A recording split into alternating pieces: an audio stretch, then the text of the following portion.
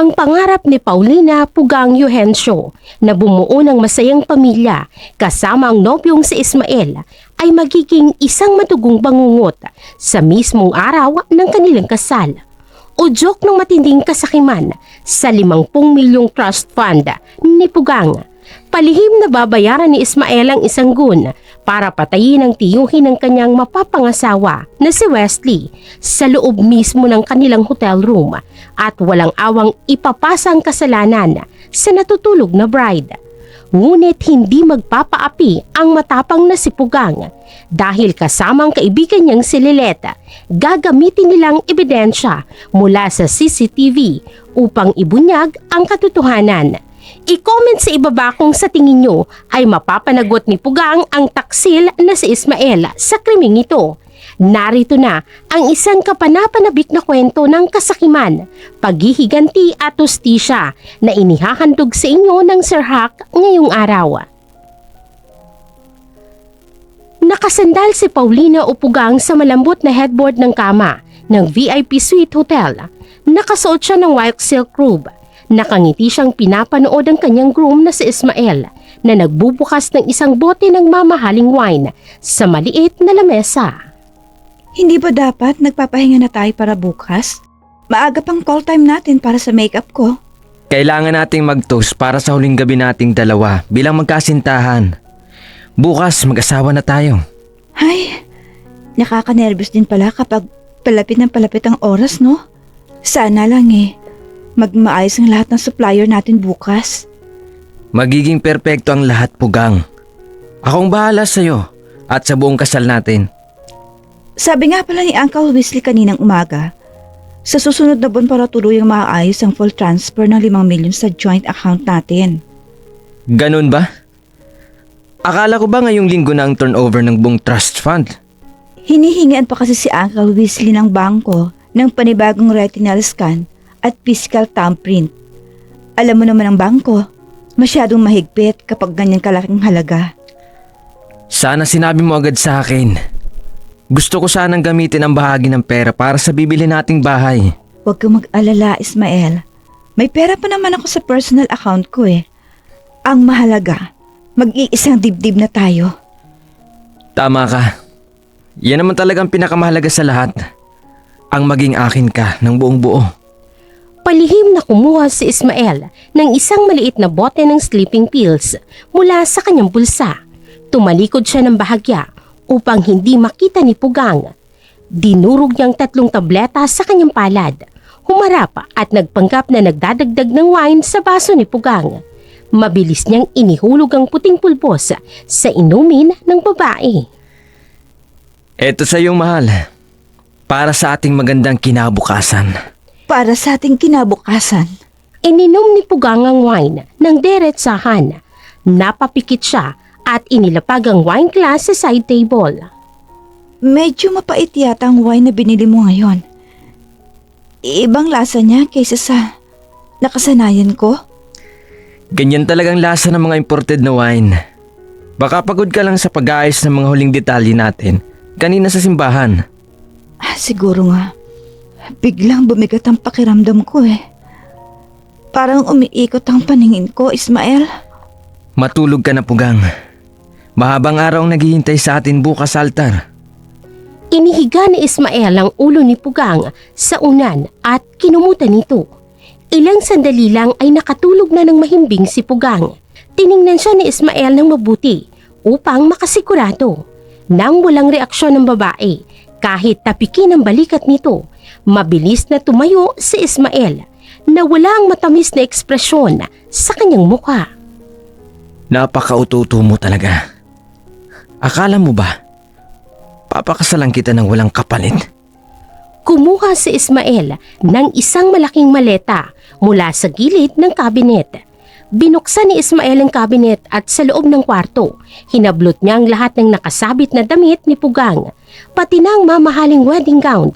Inihagis niya ang mga ito sa loob ng maleta. Kinuha niyang lahat ng sapatos, bag at pati na mga personal na gamit sa banyo ng babae.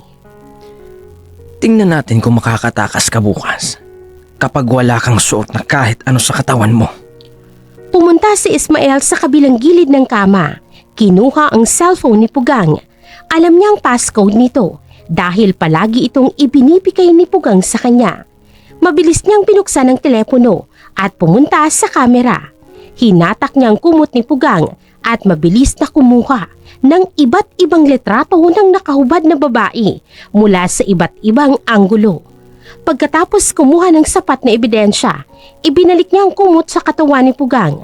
Binuksan niyang messaging app at ipinadala ang mga larawan sa lahat ng group chat ng pamilya at mga bisitang dadalo kinabukasan.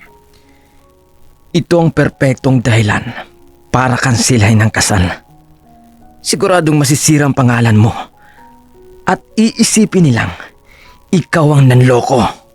Pinindot ni Ismael ang send button. Pagkatapos kumalat ng iskandalo online, pumunta siya sa contacts at hinanap ang numero ni Uncle Wesley. Gumawa siya ng isang text message upang papuntahin ang matanda. Uncle Wesley, kailangan po nating mag-usap ngayon din.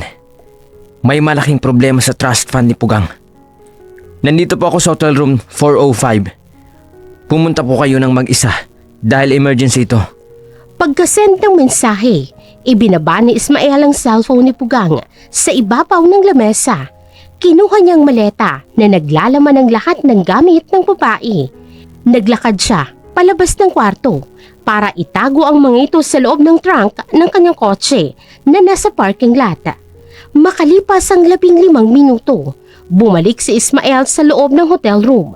Kinuha niya ang kanyang sariling cellphone at tinawagan ang isang numero. Hello, Ruffles. Nakandaan ang lahat dito. Nasa kanto na ako ng hotel.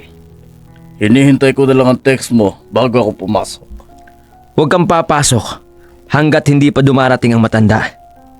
Nag-text na ako sa kanya kanina, kaya siguradong papunta na yon.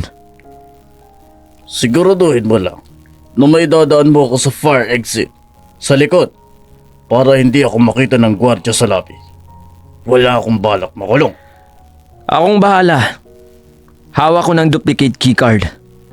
Kapag tapos ko ng makuha ang biometrics ng matanda, ikaw na ang bahalang tumapo sa kanya. Nakahanda na ang patalim ko. Siguraduhin mo lang na nakahanda na rin ang pambayad mo pagkatapos ko nito. Makukuha mo ang pera bukas mismo. Basta iwan mo ang bangkay sa bathtub nitong kwarto para si Pugang ang magmukhang salarin. Inilabas ni Ismael mula sa kanyang bulsa ang isang maliit na digital scanner. Ito ang gagamitin niya para sapilitang makuha ang thumbprint at retinal scan ng matanda. Lumapit siya sa pinto ng hotel room at tiningnan ang koridor mula sa peephole. Nakahanda na siya. Konting oras na lang, tuluyan niya nang makukuha ang 50 milyon habang nakakulong sa kulungan ang babaeng nagmahal sa kanya. Patuloy na nakatingin si Ismael sa peephole ng hotel room. Nakita niya ang paglalakad ni Uncle Wesley sa koridor, papalapit sa kanilang pinto. Mabilis na inayos ni Ismael ang kanyang sarili at binuksan ang seradora. Tumunog ang 3 mahinang katok mula sa labas. Ismael! Nandyan ka ba? Buksan mo ang pinto. Pasok po kayo, Uncle Wesley. Pasensya na po At nakaabala ako sa pagtulog ninyo. Ano ba itong sinasabi mong emergency? Akala ko ba maayos na ang lahat para bukas? Nasaan si Pugang? Nasa kama po siya. Mahimbing na pantulog niya dahil napagod siya sa pag-aasikaso ng venue kanina. Huwag mo na siyang gisingin. Umupo tayo rito sa sofa. Ano bang problema sa trust fund? Kumpleto naman ang mga papeles na pinirmahan nyo kaninang umaga. Yun nga po ang gusto kong pag-usapan. Kailangan ko na pong makuha ang buong 50 milyon ngayong gabi. Ngayong gabi? Nababaliw ka na ba, Ismael? Bukas pa ang kasal ninyo. At sa isang buwan pa ang turnover ng pondo. Hindi pwede ang gusto mo. Kailangan ko na po ng pera, Uncle. May mga pinagkakautangan po ako na naghihintay ng bayad. Kung hindi ko ibibigay ang pera ngayong gabi, papatayin nila ako. Problema mo na yan, Ismael. Hindi pera ni Pugang ang gagamitin mong pambayad sa mga utang mo sa sugal. Dati ko pang sinasabi sa pamangkin ko na mukhang pera ka talaga. Wala na po kayong magagawa. Akin ang perang yon. Oras na makasal kami bukas. Binibilisan ko lang ang proseso. Sino bang may sabi sa'yo na matatapos ang gabing ito na may matutuloy na kasal bukas? Ibubunyag ko kay Pugang ang lahat ng pinagsasasabi mo rito. Ngayon, mabuti pa't umalis na ako. Hindi kayo pwedeng umalis. Hanggat hindi ninyo na ibibigay sa akin ang akses sa pondo. Umalis ka sa harap ko, Ismael. Sisirain ko ang buhay mo kapag hindi ka tumabi. Gigisingin ko si Pugang. Itinulak ni Uncle Wesley ang balikat ni Ismael. Walang reaksyon si Ismael sa pagtulak. Kinuha niyang duplicate keycard mula sa kanyang bulsa. Itinapat ito sa electronic lock ng pinto at mabilis na binuksan yun. Nakatayo sa labas si Rupol's habang may hawak na matalim na kutsilyo. Pasok na, Rufus. Hawakan mo ang matandang ito. Ako na ang bahala rito. Mabilis na pumasok si Rupol's at hinawakan ng mahigpit ang magkabilang braso ni Uncle Wesley. Sino ka? Bitiwan mo ako! Tulong! May magnanakaw rito! Huwag kang maingay. Kung ayaw mong isaksak ko ito sa lalamunan mo, ngayon din.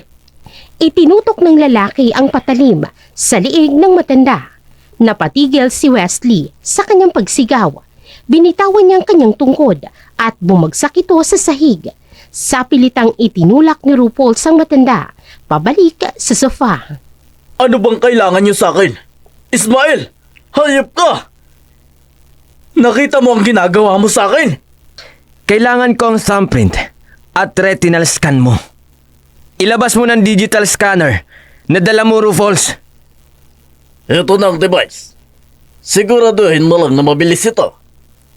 Inilabas ng lalaki ang isang maliit at itim na makina mula sa kanyang jacket at iniabot ito kay Ismael. Akin ang kamay mo, Uncle Weasley. Idikit mo ang hinlalaki mo rito sa screen. Hindi ko ibibigay ang pera ni Pugang sa manlolokong tulad mo. Papatayin ko muna kayo! Itinago ni Uncle Wesley ang kanyang kamay sa kanyang likuran. Matigas ang ulo mo, matanda. Akin na yung kamay mo! Hinablot ni Rupol's ang kanang braso ni Uncle Wesley at punersa itong ilabas. Aray ko! Aray ko! Nababali ang braso ko! Bitawan niyo ako! Idin mo ang daliri niya sa scanner, Rufus. Huwag mong bibitawan hanggat hindi nagiging kulay berde ang ilaw. Ginamit ni Rupol's ang kanyang bigat para diinan ng hinlalaki ng matanda sa ibabaw ng makina. Nagpupumiglas si Uncle Wesley, ngunit masyadong malakas ang bayaranggun.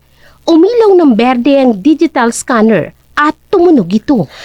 Ayan, nakuha na natin ang thumbprint. Ngayon naman, ang mata mo. Pinindot ni Ismael ang isang boto ng makina at lumabas ang isang maliit na lente. Hawa kayo sa akin. Huwag niyong kunin ang pera ng pamangkin ko. Pinaghirapan niyo ng magulang niya. Pumikit ng mariin si Uncle Wesley. Wala akong pakialam sa mga magulang niya. Rufus! Buksan mo mga mata niya. Hindi mababasa ng scanner kapag nakapikit siya. Idilat mo yung mata mo.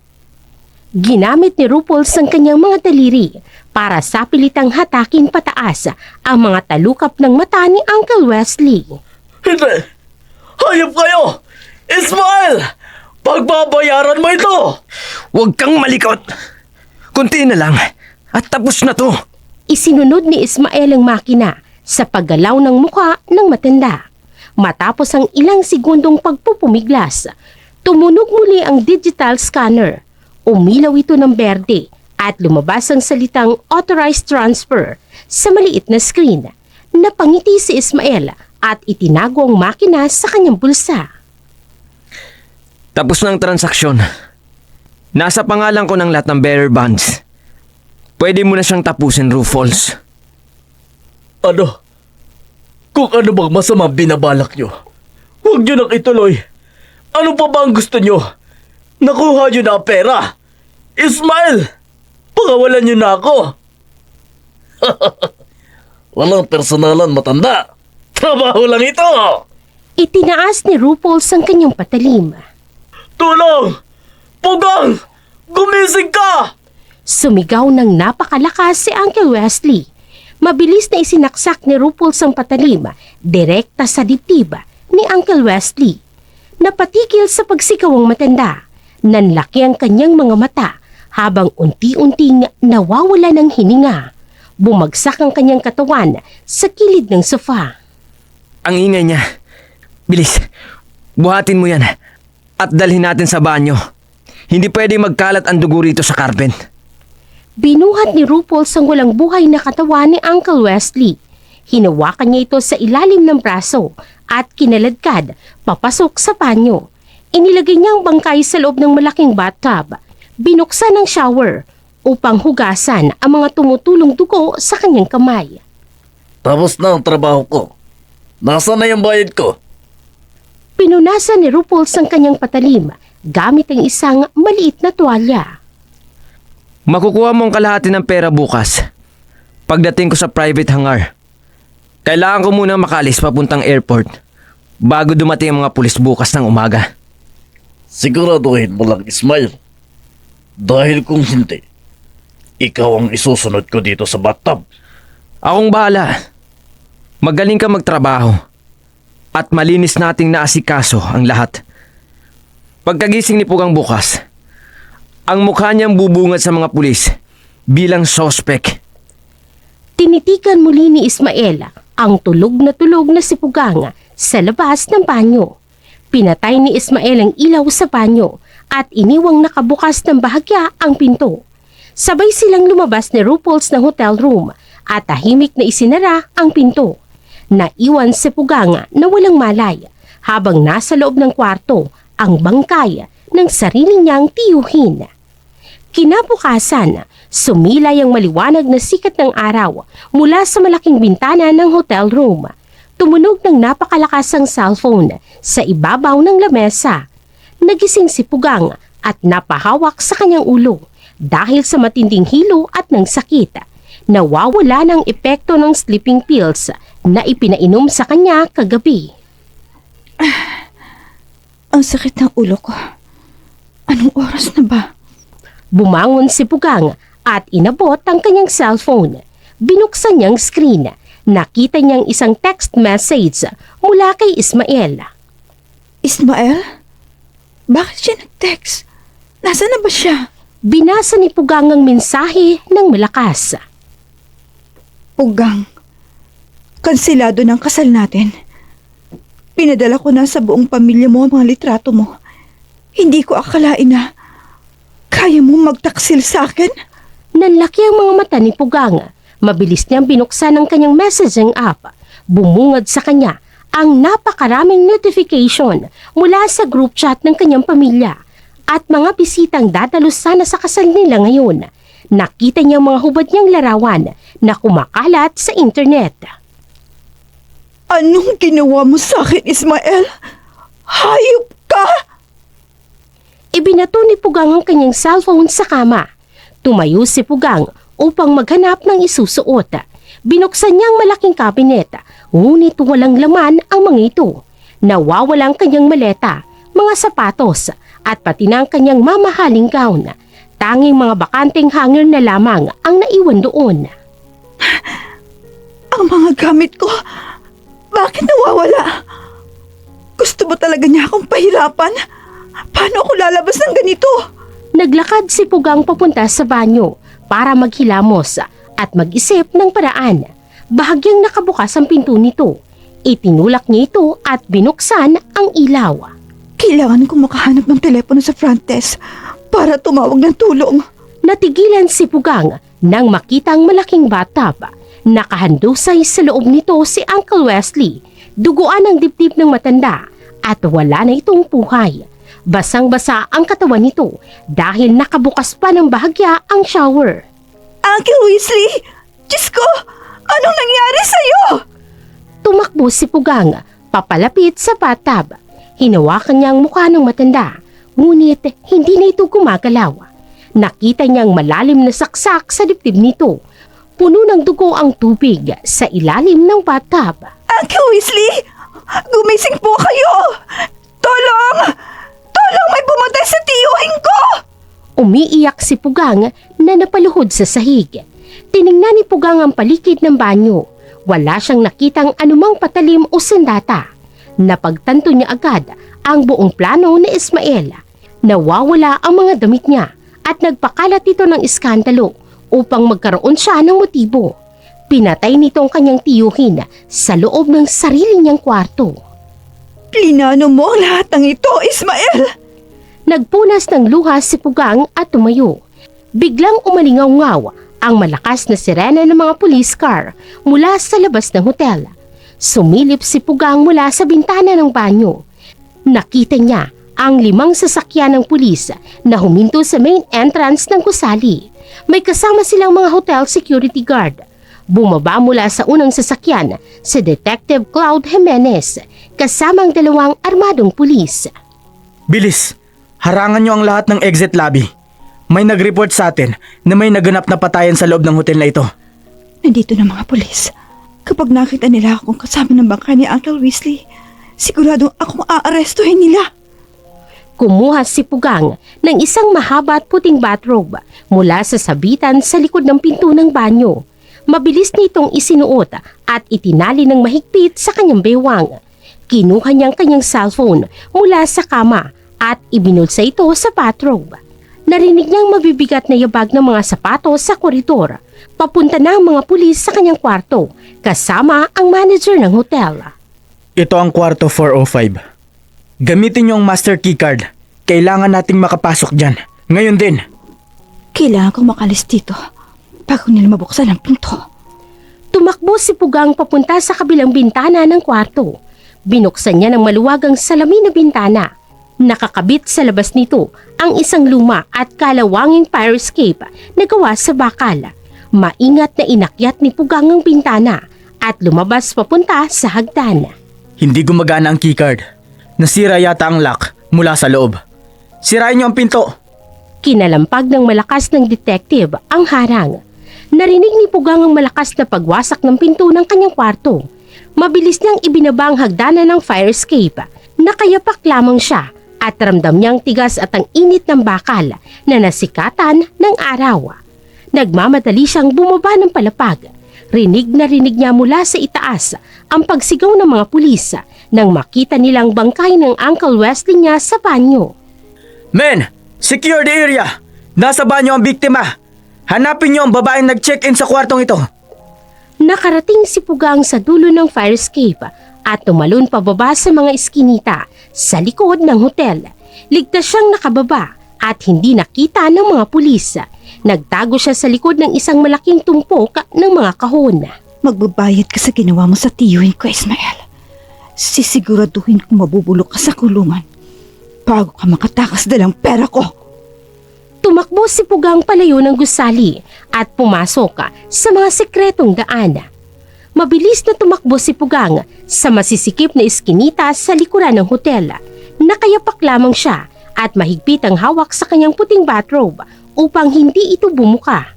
Naririnig pa rin niya ang sirena ng mga pulis mula sa malayo. Kailangan ko makalayo rito. Baka nagpapakalat na sila ng mga tauhan sa buong barangay. Sumandal si Pugang sa isang pader at huminga ng malalim. Patuloy siyang naglakad hanggang sa makarating siya sa isang maliit na kalsada. Nakita niyang isang lumang laundry shop. Bukas ang pinto nito, ngunit walang tao sa loob. Nakabukas din ang isang maliit na radyo sa kilid. Walang bantay. Pwede akong kumuha ng damit dito. Pumasok si Pugang sa loob ng tindahan at nagpalingalinga. Nakita niya ang mga nakasampay na damit ng ibang customer. Kumuha siya ng isang simpleng itim na t-shirt at isang itim na pantalon. Kumuha rin siya ng isang makapal na maong na jacket. Pasensya na po sa may-ari nito. Babayaran ko na lang to kapag nakabawi na ako. Mabilis na hinubad ni Pugang ang kanyang bathrobe at isinuot ang mga damit. Ang sakit ng mga paa ko. Kailangan ko rin ng sapatos. Kinuha ni Pugang ang isang pares ng lumang rubber shoes sa ilalim ng upuan. Masyadong malaki. Pero pwede na to. Wala na akong ibang pagpipilian. Nakita niyang isang maliit na garapon sa ibabaw ng counter. May nakasulat na tip box at may laman na mga barya. May nakapatong na martilyo sa gilid ng counter na ginagamit sa pag-aayos ng makina. Kailangan ko ng pamasahe at pantawag. Kinuha ni Pugang ang martilyo. Hinampas niya ng malakas ang garapon. Mabilis itong nabasag at naggalat ang mga barya sa lamesa. Kinuha niya ang mga barya at ibinulsa mga ito sa kanyang maong na jacket. Tumakbo si Pugang palabas ng laundry shop.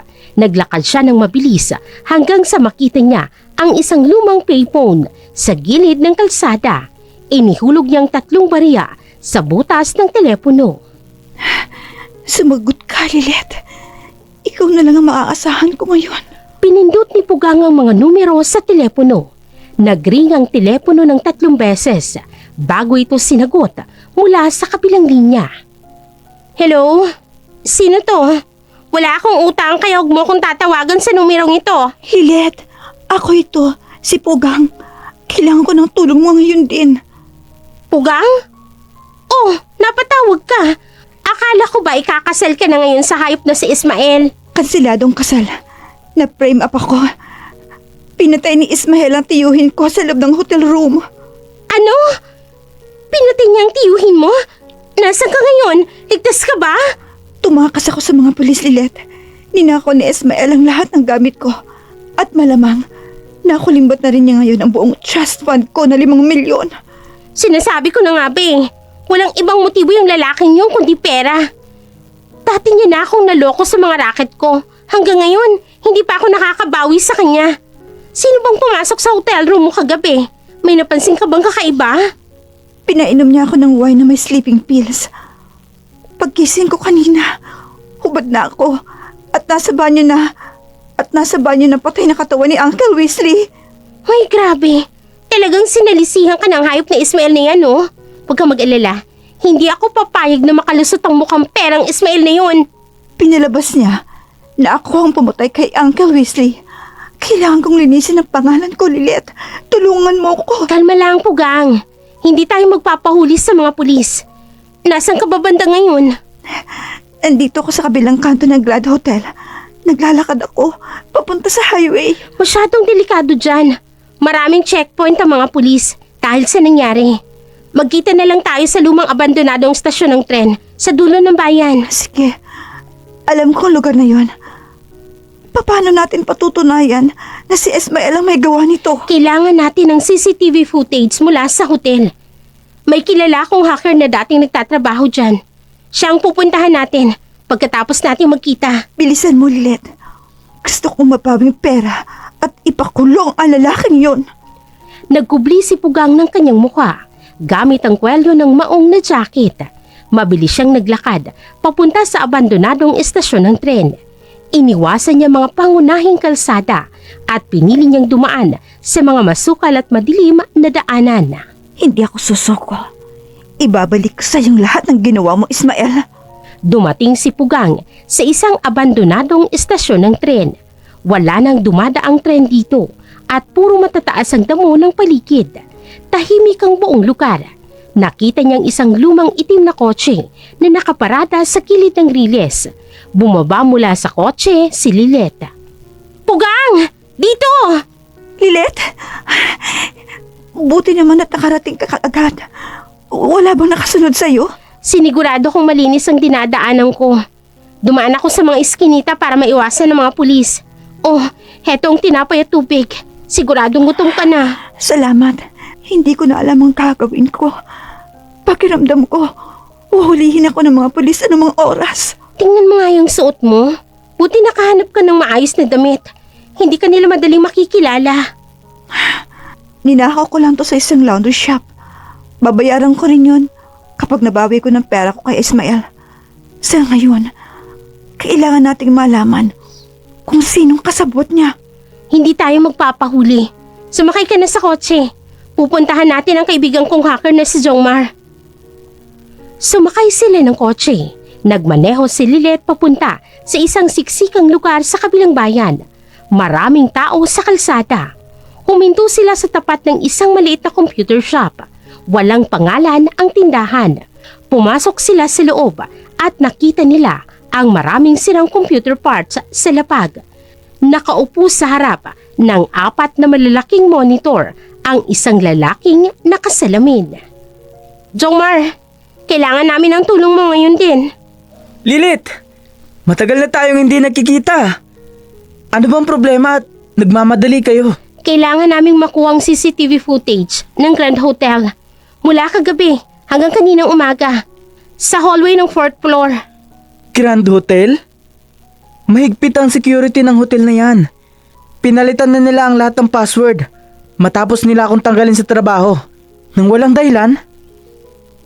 Kailangan kong video na yon. May pumatay sa tiyuhin ko.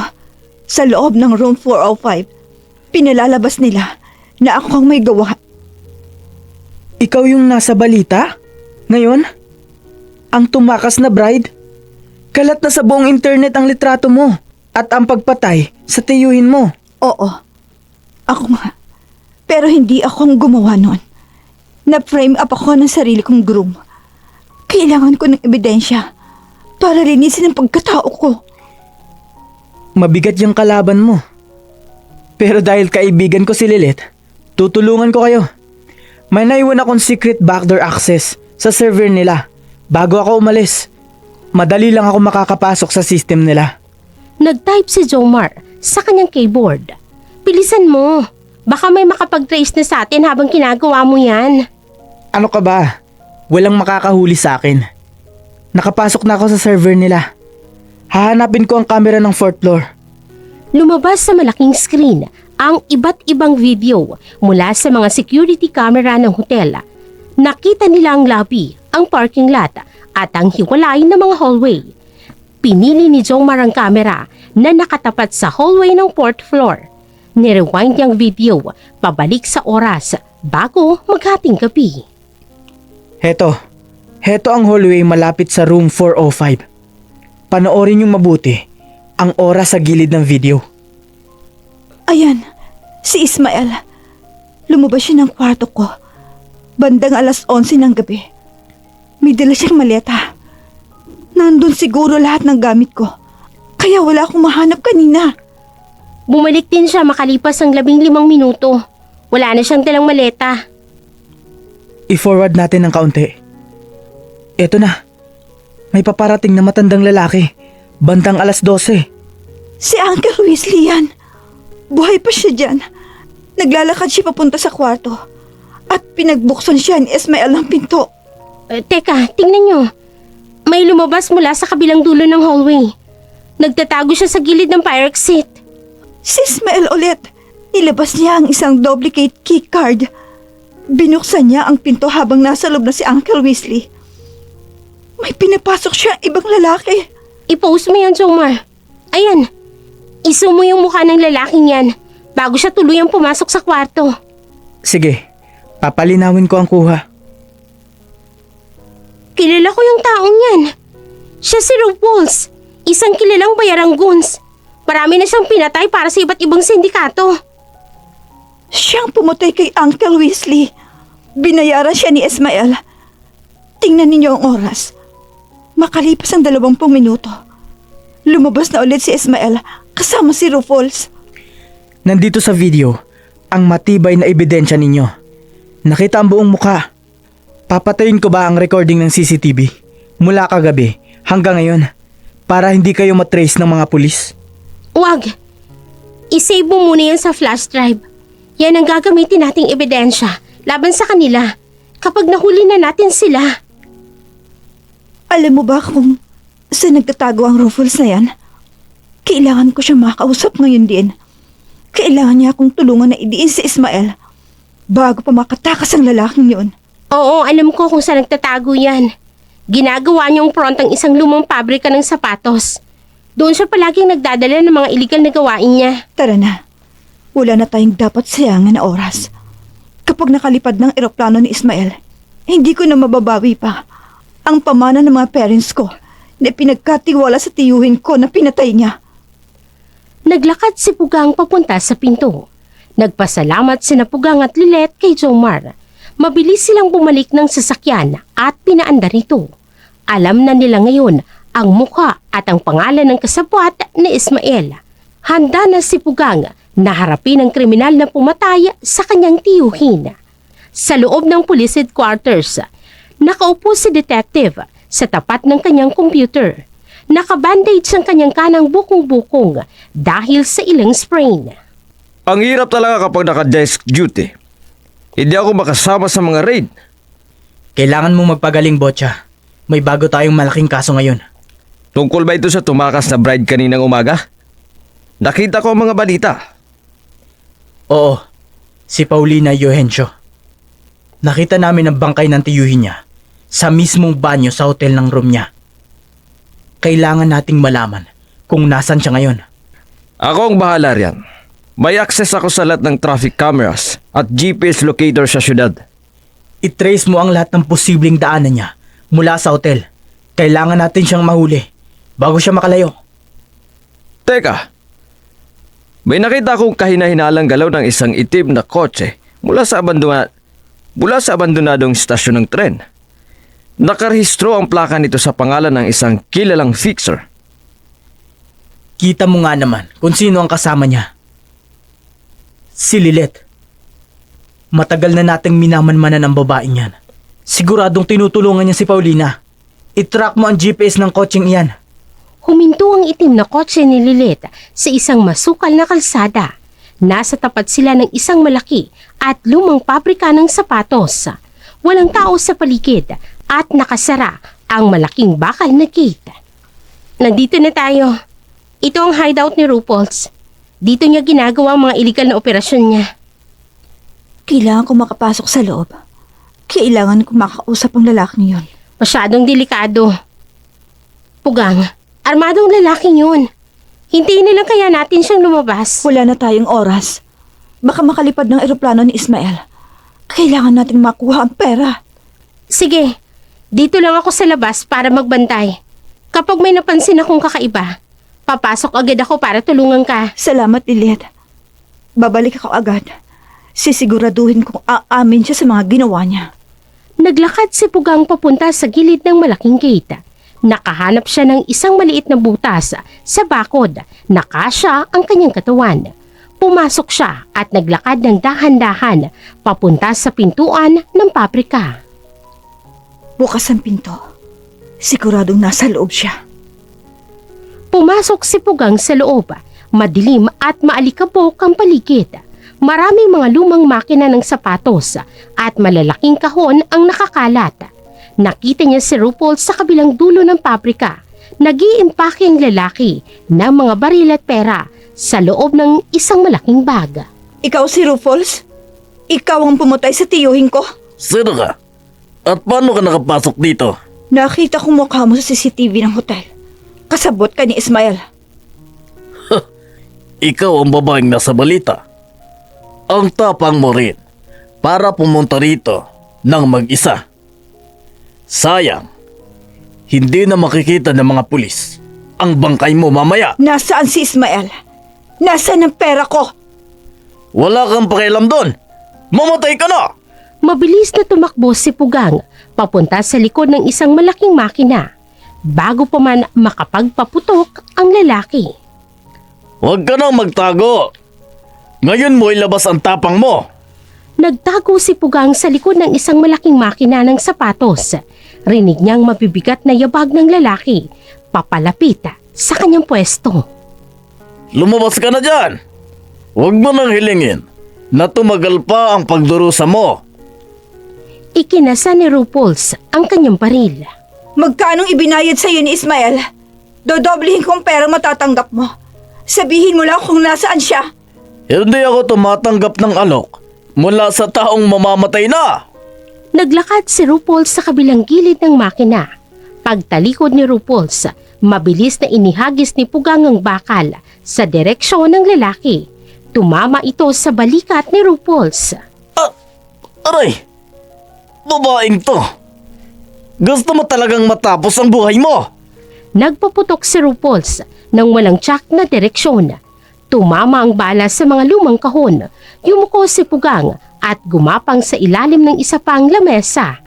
Biglang bumukas ng malakas ang pintuan ng pabrika. Pumasok si Lilet na may hawak ng isang mahabang bakal na tubo. "Huwag mong gagalawin ang kaibigan ko!" Hinampas ni Lilet ang kamay ni Rupols. Nabitawan ni Rupols ang kanyang baril. Mabilis itong gumulong sa sahig. Tumakbo si Pugang at pinulot ang armas. Diyan ka lang, Ruffles! Itaas mo mga kamay mo! Itinutok ni Pugang ang baril sa mukha ng lalaki. Ibaba mo yan! Hindi marunong gumamit ng ganyan ang babaeng katulad mo. Wag mo siyang subukan. Itutuloy niya talaga yan. Sige ka. Sinipa ni Lilet ang tuhod ni Rupols. Kaya naman napaluhod ito sa sahig. Sabihin mo sa akin, bakit niyo ba ginagawa ito? Sabihin mo sa akin, bakit niyo pinatay ang Uncle Weasley ko? Nasaan si Ismael ngayon? Wala akong sasabihin sa inyo. Patayin niyo na lang ako. Matigas talaga ang ulo ng isang to, Pugang. Hawakan mo ang baril. Ako nang bahala sa kanya. Kinuha ni Lilet ang isang makapal na tali mula sa kilid. Tinalian ni Lilet ng mahigpit ang dalawang kamay ni Rupols sa likuran nito. Iginapos din niya ang paa ng lalaki sa isang mabigat na poste ng pabrika. Nasa akin ang CCTV footage mula sa hotel. Nakita ko kung paano mo pinatay ang tiyuhin ko. Trabaho lang yun. Walang personalan. Si Ismael ang nag-utos sa akin na gawin yun. Nasaan siya ngayon?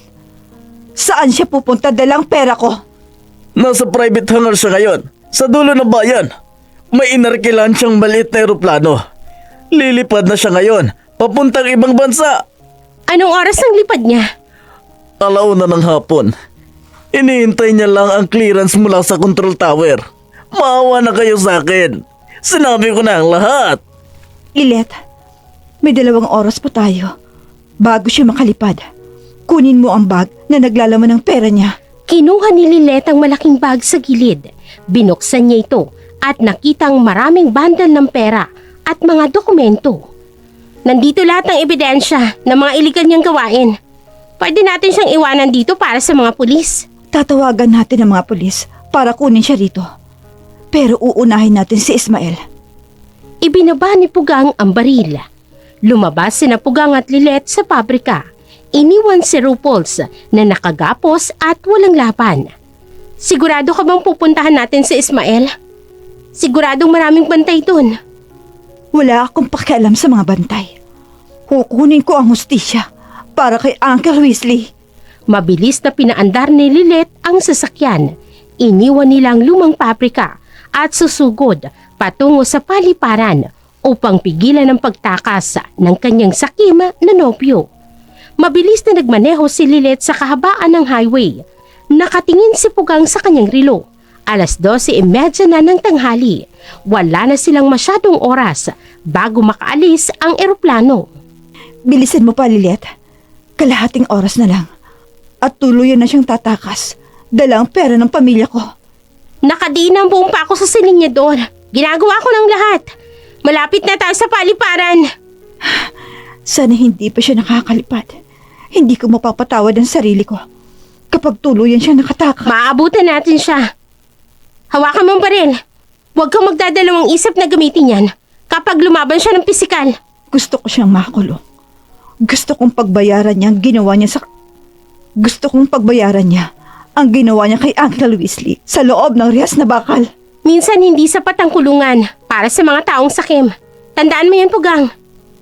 Sa kabilang banda, patuloy na nagmamaneho ang mga pulis. Nakakomboy ang 3 sasakyan ng otoridad. Bocha, ano ang status ng location nila? May bago ka bang nakita sa monitor mo? Papunta sila sa private airfield sa labas ng bayan. Sinusundan ko ang signal ng kotse ni Lilet. Malapit na silang makarating sa gate. Lahat ng unit, dumiretso kayo sa private airfield. Siguraduhin nyo na may bantay ang lahat ng exit bago tayo pumasok. Bilis! Naiintindihan po namin, Detective. Nakasunod lang kami dito sa likod ng sasakyan mo. Mag-ingat kayo roon, Cloud. May report sa database na may mga armadong bantay ang airfield na yon. Kami na ang bahala rito. Hindi pwedeng makalipad ang eroplanong inarkila ng sospek. Tapakan mo pa ang silinyador! Samantala, huminto ang kotse ni Lilith sa isang masukal na bahagi ng kalsada. Nasa tapat sila ng isang mataas na wire fence. Makikita sa loob ng isang malaking private hangar na may 2 armadong gwardya sa main gate ng compound. Nandito na tayo. Hindi tayo pwedeng dumaan sa harap ng basta-basta. May mga bantay na naghihintay. Paano tayo makakapasok? Wala na tayong oras para maghanap pa ng ibang daanan sa likod. Ako nang bahala sa kanila. Iistorbohin ko ang 2 bantay sa harap. Humanap ka ng butas sa bakod para makapasok ka na mabilis. Masyadong delikado yun para sa'yo, Lilith. Baka barilin ka na lang nila na walang pasabi. Sanay na ako sa ganitong sitwasyon. Baba na at magtago ka sa matataas na damo. Susugod ako kapag nakaposisyon ka na sa gilid. Bumaba si Pugang at mabilis na gumapang papunta sa mataas na damo malapit sa bakod. Nagtago siya at naghintay ng hudyat. Pinaandar ni Lilith ang kotse. Ibinangga niya ito ng malakas sa isang malaking puno malapit sa gate. Tumunog ng napakalakas ang busina ng sasakyan at umusok ang harapan nito. Mabilis na tumakbo ang 2 gwardya papalapit sa naganap na aksidente. Ano yun? May bumangga sa puno sa labas ng compound. Tingnan natin. Tingnan mo kung may tao sa loob ng kotse. Bilis! Nakita ni Pugang na wala ng bantay sa gate. Tumakbo siya ng mabilis at pumasok sa loob ng compound. Nakita niya ang isang maliit na puting eroplano sa labas ng hangar. Umiikot na ang hélice nito. Naglakad si Pugang papunta sa likod ng malalaking drum ng gasolina para magtago. Sumilip siya at nakita niya sa wakas si Ismael. May hawak itong itim na briefcase. Kausap nito ang isang lalaking nakasuot ng uniforme ng piloto. Bakit hindi pa tayo umalis? Sabi mo, handa ng eroplano kanina pa. Hinihintay pa natin ang huling signal mula sa control tower, sir. 5 minuto pa ang kailangan bago tayo makalipad. Wala na tayong 5 minuto. Mag-take off na tayo ngayon din. Babayaran kita ng doble para lang umalis tayo rito. Hindi pwede yun, sir. Mapapahamak tayo kapag may nakasalubong tayong ibang eroplano sa himpapawid. Wala akong pakialam sa mga patakaran nyo. Kailangan ko nang makalis dito bago dumating ang mga pulis. Hindi ka na makakaalis kahit kailan, Ismael. Nagulat si Ismael at lumingon ng mabilis. Nakita niya si Pugang na naglalakad papalapit habang nakatutok ang baril sa kanya. Pugang? Paano mo nalaman ang lugar na to? Paano ka nakapasok dito? Pinaamin kong binayaran mong mamamatay tao. Hawak na namin ngayon si Ruffles. Naglakad si Pugang papalapit at huminto sa distansyang 2 metro. Ruffles? Hindi ko kilalang taong yun. Nagkakamali ka ng iniisip tungkol sa akin, Pugang. Huwag ka na magsinungaling sa akin. Nakita ko sa CCTV ng hotel ang lahat ng ginawa mo.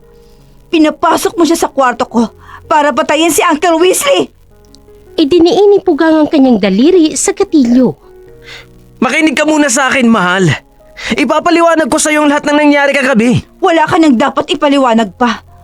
Magnanakaw ka at isa kang mamamatay tao. Sinira mong buhay ko at pinatay mo ang natatanging pamilya ko. Ginawa ko lang yun para sa ating dalawa. Para sa maganda nating kinabukasan. Masyadong mahigpit ang tiyuhin mo sa pera mo. Kaya gumawa lang ako ng paraan upang masiguro na patas mong makukuha ang lahat. Hindi ka ba nagtataka kung bakit siya ang humahawak ng pamana ng mga magulang mo matapos silang mamatay? At siya din ang bumuo ng kondisyon na makukuha mo lang pamana ng mga magulang mo kapag ikinasal ka na. Para sa akin, hindi makatwiran yon. Kaya mahal, ibaba mo na yan. Ginagawa ko ang lahat ng ito para sa'yo. Huwag kang lalapit sa akin. Babarilin kita kapag humakbang ka pa. Alam kong hindi mo kayang gawin yan. Kilalang kilala kita ng lubusan, Pugang. Mabuti kang tao. Hindi ka papatay ng tao na tulad ko. Hindi na ako katulad ng dati. Kinuha mong lahat sa akin. Hubad at walang laban akong gumising sa tabi ng bangkay ng tiyuhin ko. Sumama ka na lang sa akin sa eroplanong ito. Nasa loob ng briefcase na ito ang 50 milyon mo. Pwede nating simulan ang bagong buhay sa ibang bansa. Nababaliw ko na talaga. Pagkatapos mong ikalat ang mga walang damit kong litrato sa lahat ng kamag-anak ko't kaibigan, gusto mong sumama ako sa'yo? Burahin natin ang nakaraan nating dalawa. May malaking pera na tayo. Pwede nating bilhin ang lahat ng gusto natin at magpakasal sa ibang bansa. Tiningnan ni Pugang ang eroplano at ang lalaking nasa harap niya. Nakita niyang matinding kasakiman sa mukha ni Ismael. Walang kahit na anong pagsisisi sa mata nito sa kabila ng pagpatay nito kay Uncle Wesley. Hindi perang kailangan ko ngayon. Hustisyang kukunin ko. Itaas mong mga kamay mo at lumuhod ka sa lapag. Hindi mangyayari ang gusto mo. Mabilis na sinipa ni Ismael ang kamay ni Pugang na may hawak na baril. Tumunog ang isang malakas na putok mula sa armas. Tumama ang bala ng direkta sa malaking gulong ng eroplano at pumutok ito. Nabitawan ni Pugang ang armas at tumilapon ito sa malayo. Masyado kang matigas ang ulo. Sinabi ko na sa'yo na hindi mo ako mapipigilan sa pag-alis ko. Sinabunutan ni Ismael si Pugang at itinulak ito ng malakas sa sahig. Aray ko, bitawan mo ako, hayop ka! Kinuha ni Ismael ang briefcase mula sa lapag. Tumakbo siya ng mabilis papunta sa pintuan ng eroplano. Pandarin mo na ang eroplano. Umalis na tayo ngayon din. Flat ang gulong natin, sir. Nasira ang landing gear. Hindi tayo pwedeng lumipad. Buisit! Umalis ka dyan. Ako mismo ang magpapalipad nitong eroplano. Bumangon si Pugang mula sa malikabok na lapag. Nakita niyang baril na malapit sa drum ng gasolina. Mabilis siyang tumakbo upang kunin itong muli. Sabi nang hindi ka aalis dito! Pinulot ni Pugang ang armas. Eksakto namang dumating si Lilet mula sa main gate. May hawak itong mahabang bakal na tubo. Nakita niya ang buong kaguluhan. Pugang! Nandito ako! Nakatulog ng 2 gwardya sa labas. Tumakbo si Lilet papalapit sa eroplano. Nakita ni Ismael na dumating si Lilet. Wala na siyang kawala sa loob ng eroplano. Alam niyang sa kanilang dalawa, isa lang ang kailangang manatili at hindi niya hahayaan na ang bride niya ang magwagi sa huli. Kinuha niyang briefcase at mabilis na tumalon pababa mula sa kabilang pinto ng eroplano. Hindi niyo makukuha ang perang ito! Akin lang to! Tumakbo ng napakabilis si Ismael, papalayo roon. Hahabulin natin siya, Lilet. Dito ka dumaan sa bandang kanan. Ako na yung bahala sa kaliwa. Hindi siya makakalabas ng compound na ito, ng buhay at dala yung pera mo. Sumunod si Lilet sa kabilang direksyon upang palibutan ang lalaki.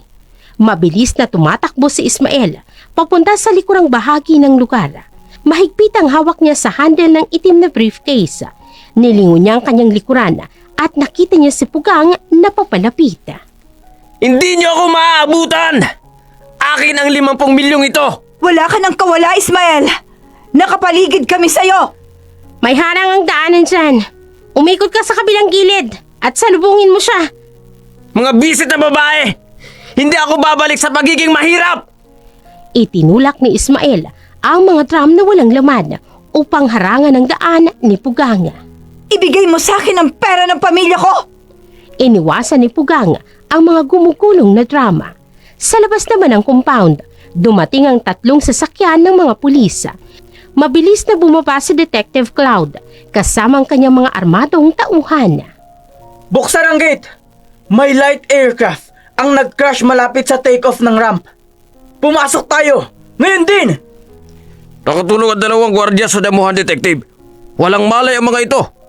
Iwan nyo sila dyan. Ihandaan nyo ang mga baril nyo. At hanapin nyo si Paulina Yoencio.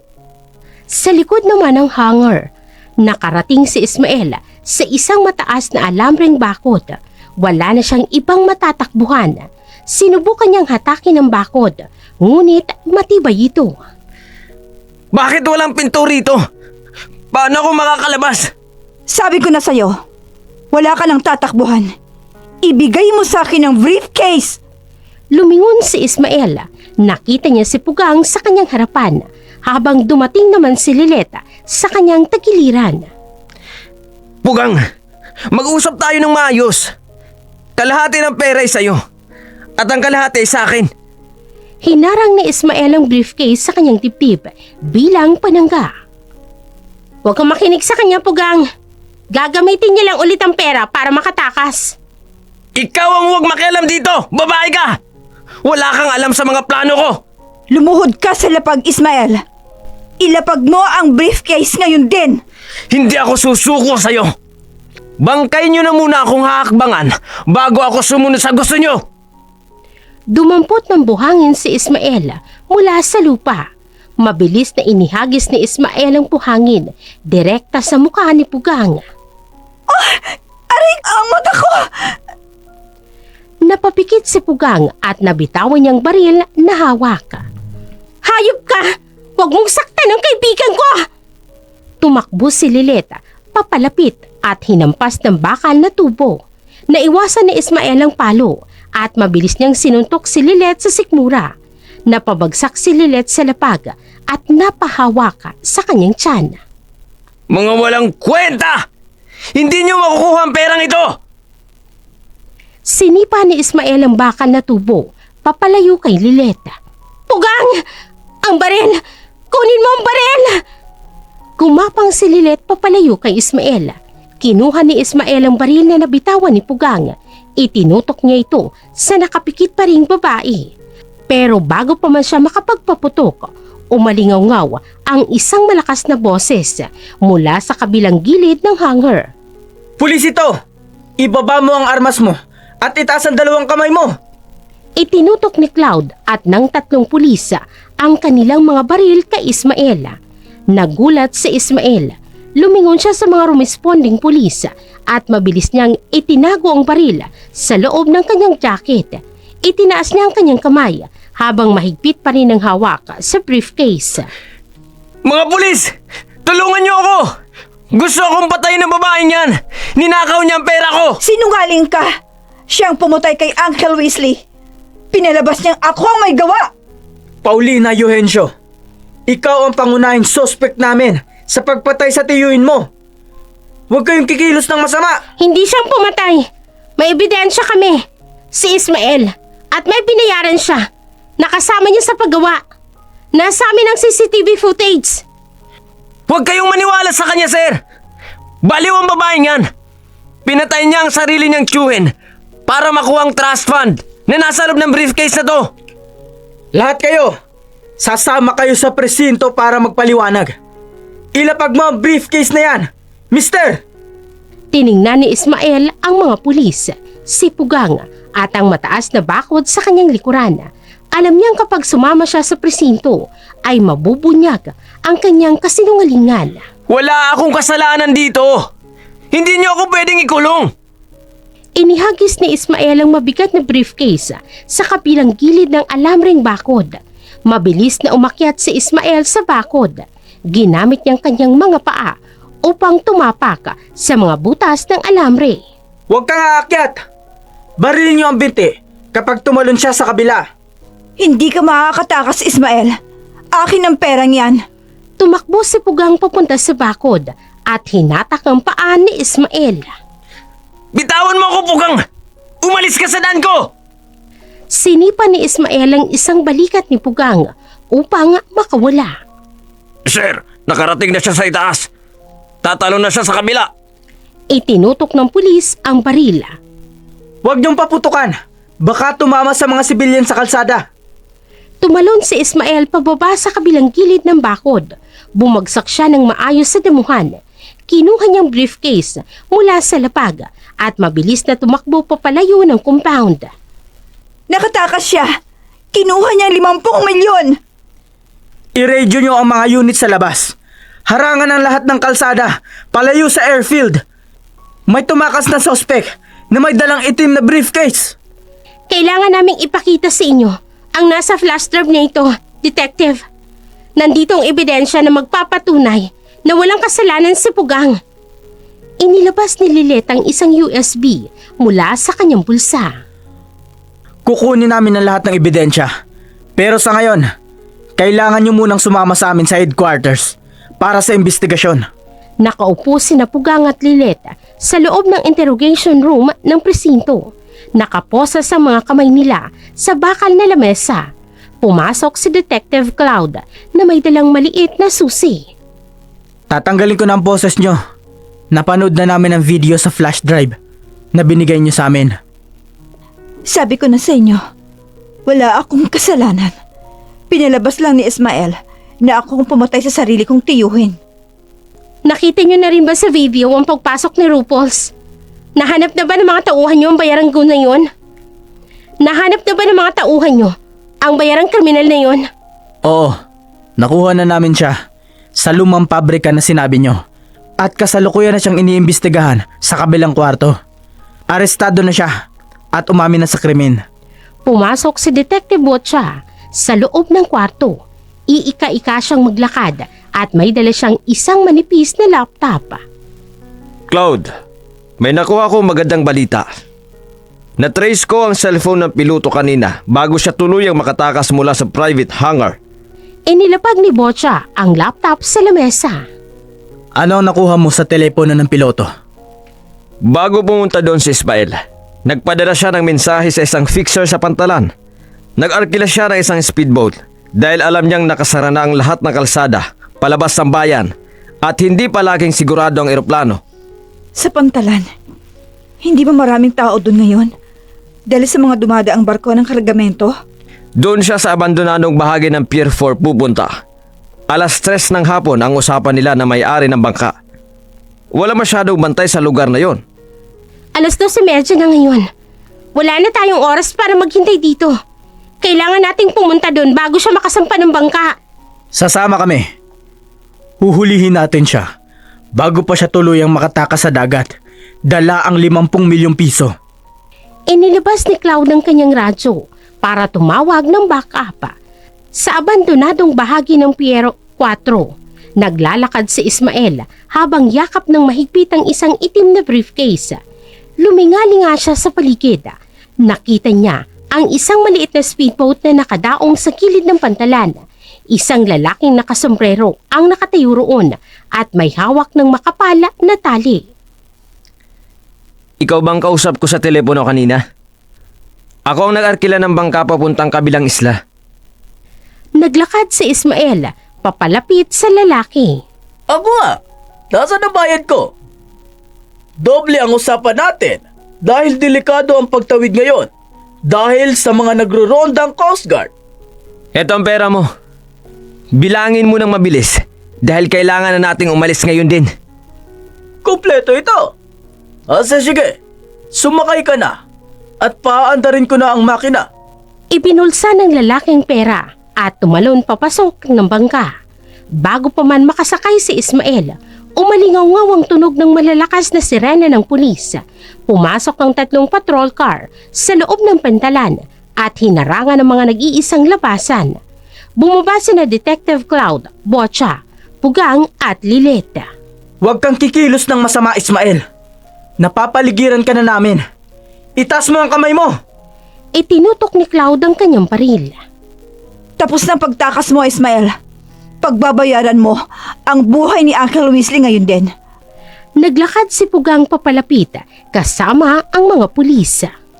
Mga buwisit! Paano niyo ako nahanap dito? Wait lang! Wala akong kinalaman dito! Nagbayad lang siya sa akin para sumakay sa bangka ko! Itinaas ng bangkero ang kanyang mga kamay at mabilis na umupo sa sahig ng bangka upang magtago. Wala ka na matatakbuhan pa. Kung gusto mong mabuhay, ilapag mo yung briefcase mo at sumuko ka ng maayos. Hindi ko ibibigay ang perang ito. Sa akin to.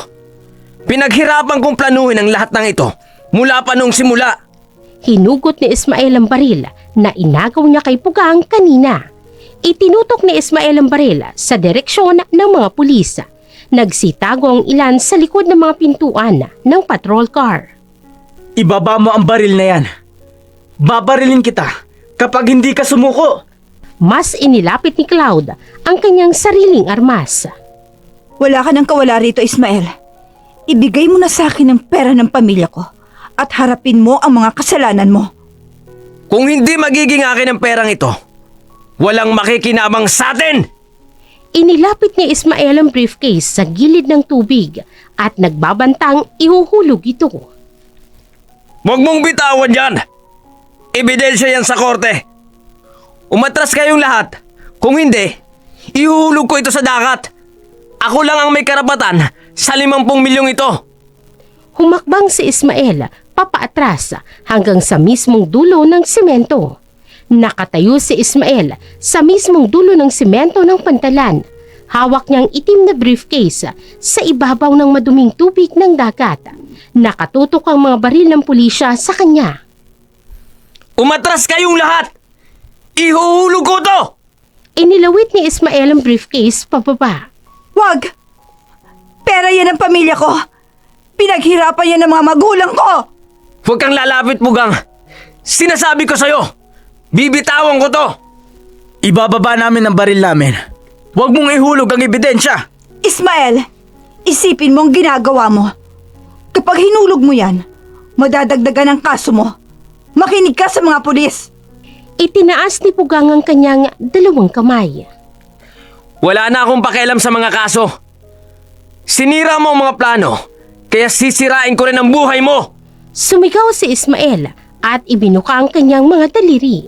Bago pa man tuluyang mabitawan ni Ismael ang briefcase, mabilis na gumapang si Lilet mula sa likuran. Ginamit niyang kanyang patalim upang hiwain ang binti ng lalaki. Ariko! Ang binti ko! Napaluhod si Ismael sa semento at nabitawan ang briefcase. Hindi nahulog ang milyones sa tubig. Tumakbo ng mabilis si Pugang at nasalo niya ang briefcase bago ito tuluyang gumulong sa gilid ng pantalan. Niyakap niya ito ng mahigpit. Nakuha ko! Ligtas ang pera! Hulihin niyo ang sospek. Pusasan niyo yan. Ngayon din. Tumakbo si Cloud, papalapit kay Ismael. 2 pulis ang dumagan kay Ismael. Kinuha nila mga braso nito at sapilitang inilagay sa likuran. Narinig ang malakas na pagtunog ng posas. Bitawan niyo ako! Akin ang perang yun! Pugang! Magbabayad ka! Nagpupumiglas pa rin si Ismael habang itinatayo ito ng mga pulis. Tapos na ang pagtakas mo. Haharapin mo kayo ng kasong pagpatay at pagnanakaw. Diyan ka nababagay, Ismael. Sa likod ng rehas. Hindi mo na mababawi ang buhay ni Uncle Weasley. Pero pagbabayaran mo yun habang buhay. Tumayo si Pugang at tiningnan ng kanyang dating nobyo. Hindi pa tayo tapos, Pugang. Makakalabas din ako sa kulungan. Isinara na ng pulis ang pinto ng sasakyan. Umayos ng tayo si Detective Cloud at lumapit kina Pugang at Lilet. Ligtas na ang trust fund mo, Paulina. Nakuha na rin natin ang buong testimonya ni Rufus laban kay Ismael. Salamat po, Detective Cloud. Kung hindi dahil sa mabilis ninyong pagresponde, baka tuluyan na siya nakatakas. Pinunasan ni Pugang ang dumi sa kanyang jacket. Kailangan mo pa rin sumama sa presinto para magbigay ng formal na salaysay. Ganon din ang kaibigan mong si Lilet. Sasama kami. Wala naman kaming itinatago. At alam naming malinis ang pangalan ni Pugang. Lilet, maraming salamat sa lahat ng tulong mo. Kung hindi mo ako sinamahan, hindi ko makakuha ang hustisya para sa tiyuhin ko. Magkaibigan tayo, Pugang. Hindi ko hahayaang apihin ka ng lalaking yun. Saka huwag mong kalilimutan. May utang ka pang pambili ng mga damit na ninakaw mo kanina sa laundry shop. Oo naman. Babayaran ko lahat ng yun ng doble. Makakapagsimula na ako. Nang wala ng lalaking yun sa buhay ko. Niyakap ni Pugang ang briefcase ng mahigpit. Sumakay sina Pugang at Lilet sa isang patrol car kasama sina Detective Cloud at Botcha. Pinaandar ng driver ang sasakyan. Iniwan nila ang pantalan at habang umuusad ang convoy ng pulis pabalik sa presinto, nakangiti si Pugang habang nakatingin sa labas ng bintana. Nakamit niya na ang hustisya at ang kalayaan. At dito na po nagtatapos ang kwento para sa araw na ito. Sana po'y nagustuhan ninyo ang kwentong ito at kinapulutan ng aral. Muli, Maraming salamat sa patuloy ninyong suporta sa ating channel. Magandang araw.